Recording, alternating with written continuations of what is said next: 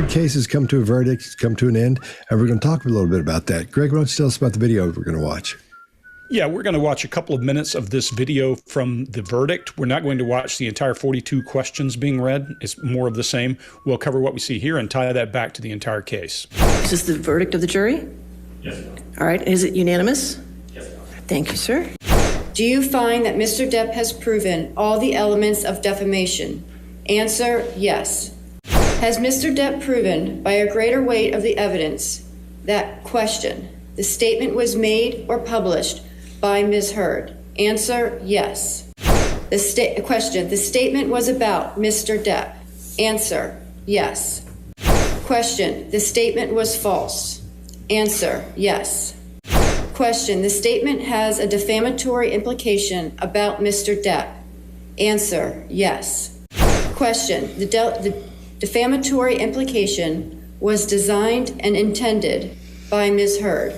Answer, yes. Do you find that Mr. Depp has proven by clear and convincing evidence that Ms. Heard acted with actual malice? Answer, yes. Do you find that Mr. Depp has proven by clear and convincing evidence that Ms. Heard acted with actual malice? Answer, yes. As against Amber Heard, we, the jury, award compensatory damages in the amount of $10 million. As against Amber Heard, we, the jury, award punitive damages in the amount of $5 million. Do you find that Ms. Heard has proven all the elements of defamation? Answer, no. Do you find that Ms. Heard has proven all the elements of defamation? Answer, yes. Do you find that Ms. Heard has proven all the elements of defamation? Answer, no. As against John C. Depp II, we, the jury, award compensatory damages in the amount of $2 million. As against John C. Depp II, we, the jury, award punitive damages in the amount of $0. Members of the jury, if this is your verdict, please answer yes. If this is not your verdict, please answer no. Juror number 6. Yes. Juror number 10. Yes. Juror number 15. Yes. Juror number 16. Yes. Juror number 22. Yes. Juror number 27. Yes. Juror number 29. Yes. All right. I do find that the jury's verdict is unanimous. All right, Greg, what do you got? Yeah, the first thing we're going to hear from everyone is these are actors. Yes, they are actors, but they still have the same biological systems you do. Fight, flight, I'll abbreviate it as fight or flight, impacts them the same way it does. When we watch her here, we're going to see some of that happening. You see her blink rate increase. You see her cast her eyes down and to the right as she is drawing an emotion. What's interesting for me here is I also, if you watch that little necklace, you'll see some breathing happening, and it's a little erratic, like she's emotional. This emotion's believable, unlike what she's done for the past 2 weeks on the stand. This is more, I've watched more of her than I ever want to remember, and more of Johnny Depp than I ever want to remember, and I like him. So what I see here is her, throughout this trial, her choices of diction, what she says, pitch, tone, and cadence were not believable.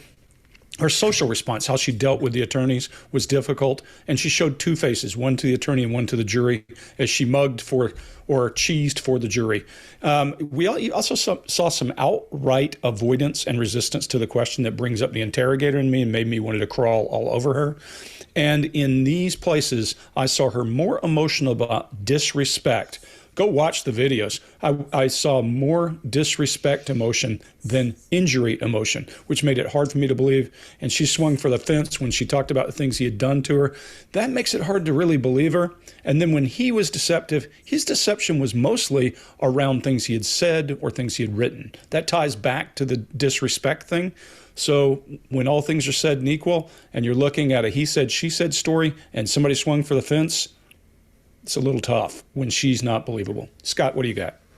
All right. Well, at the beginning, when they start reading the verdict, reading the damages and stuff, we see her eyes shift back and forth really quickly. She's, I think, getting a grip on what's happening. I'm not sure what's in front of her. I don't know if there's a sheet of paper, if there's something she's reading or what. But briefly, you can see her eyes go back and forth. Her breathing rate, like you were seeing, Greg, saying, Greg, it does go. It's kind of odd. At some points it speeds up, some points it slows down, and I agree that might show some true emotion because the hammer's falling on her right now, and that's going to be an emotional event for you if you're in a mess like this. The expression she has is pretty blank. A lot of people say, oh, it's a stoic expression, which I agree it is.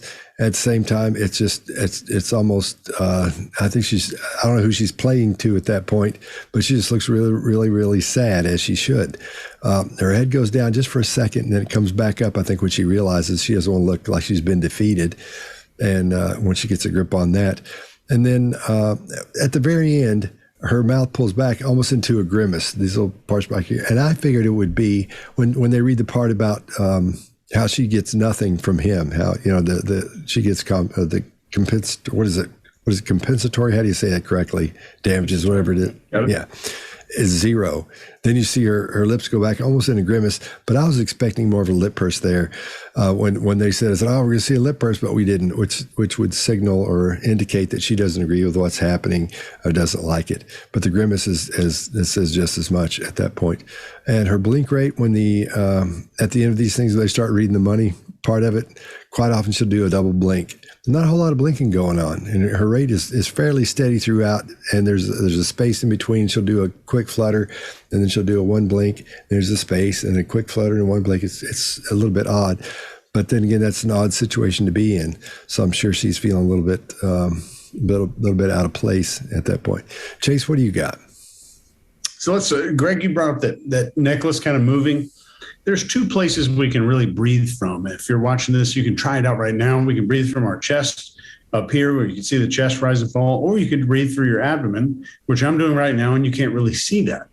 So when we're more relaxed, we're more likely to breathe into our abdomens. And you see that throughout this trial, she's been using her abdomen to breathe, and you can see it. Finally, the stress is high enough to where she's doing chest breathing. You can see the breathing rate go up, and you see the location go upwards as well. So it's going from abdomen to chest. Another thing I think was interesting here, right when the jury's coming back into the courtroom, she adjusts her posture and starts adjusting her hair because she knows this is the jury's going to need to look at me differently, even though the verdict is done. But I think there's a camera moment. Like, this is the big moment that's going to be all over Fox and CNN and all that stuff. So that was priority one. And when we see this eye flutter, you'll see a couple of blinks there. That's kind of what the brain does when we have a lot of stuff opening up. So a bunch of apps are opening at once. So she's probably opening, what are the consequences of this? How is this going to work? What is this going to make me look like? What are the news repercussions of this? Maybe I can get a book deal out of this. All this like consequential stuff that she's thinking. And this is the brain trying to shut down those apps that are running in the background. They're competing for that person's attention or their time. And one other one there is, we don't see the emotion of a victim who has been victimized a second time in the courtroom. We see shame. We see a person who's kind of lamented and reserved into taking their licks, so to speak, as we might say in the South. But I'm not seeing if this was an innocent person who was forced into this and then lost a trial against this person, I would expect to see very, very different emotions. Mark, what do you got? Yeah, so we don't consult with each other beforehand, and it's interesting that we've all got the same ideas. So I'm going to be very reiterative of what everybody's said. Just like you said there, Chase, preening beforehand. So there's a sense of needing to look right as this comes in, but I don't think she knows at this point which way it's going to go for her. I don't think it's a surprise for any of us here. But, it's interesting that the Victorian actresses during melodrama would wear a necklace of some sort, often with a jewel, so the light would catch it and the audience could watch the breathing unconsciously and join in with that and experience these big emotions of melodrama. So it's great that she has that necklace because we can read her breathing almost exactly. So just like a melodramatic audience, breathe along with her and see what you get. At the start, I get a sense of excitement, okay, which which is to be expected. The breathing is, as you say, Chase, high in the chest. Okay, there's going to be some adrenaline there, I would say, and there's a sense of excitement. First call comes in of a yes, and I think there's a breathing shift. It shifts up. It starts going faster. Next verdict comes in, and there's a second shift. It goes even further than that. And in my view, if it shifted again and she went faster, she would be close to hyperventilation at that point. But why don't you test it out? Just see what it's like to breathe along with that. What happens to how stable you feel, and think, well, if it shifted another gear, how stable would I be? So as verdicts come in after that, I think we see this, in that the breathing doesn't go up, but we start to see these little palpitations in the breathing. I reckon that's panic. Try it along to her. She's starting to move towards this panicked breathing, because my guess is she's doing the calculations in her mind of now, how much is this going to cost? And I think we also see these erratic flutter movements in the eyes and that head fall, because at some point she is getting closer to that kind of give up, collapse situation, but she pulls herself together on that and fronts it up.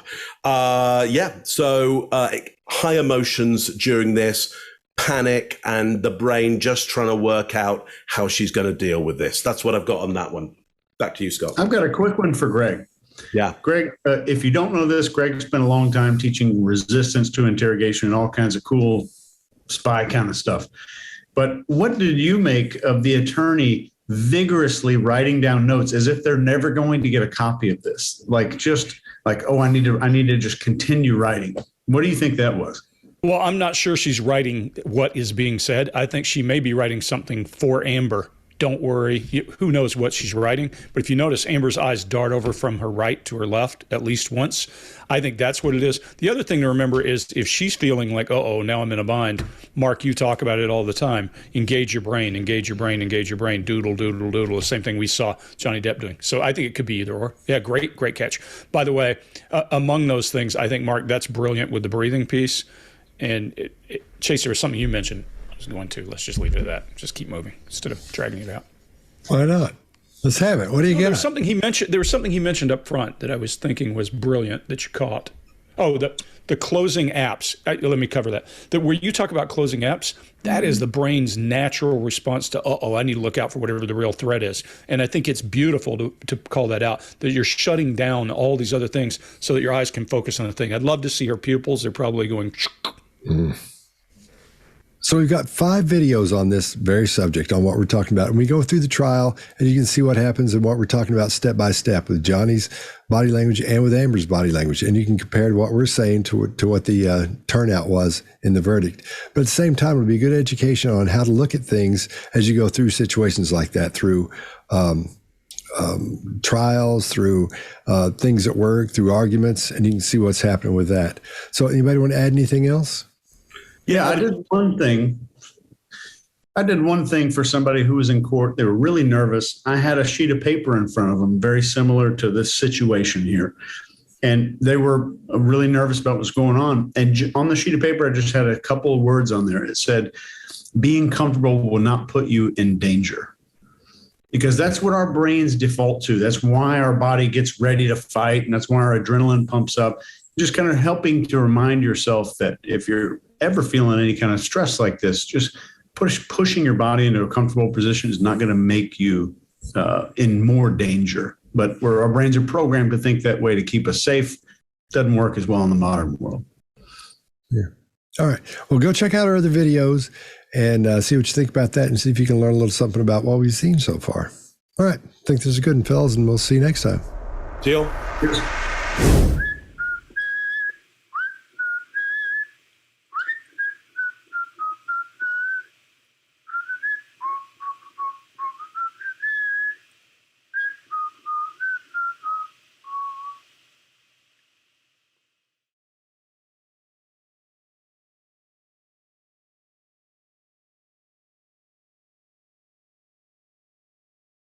Bị xe nó mang cái sự nó không xịn xịn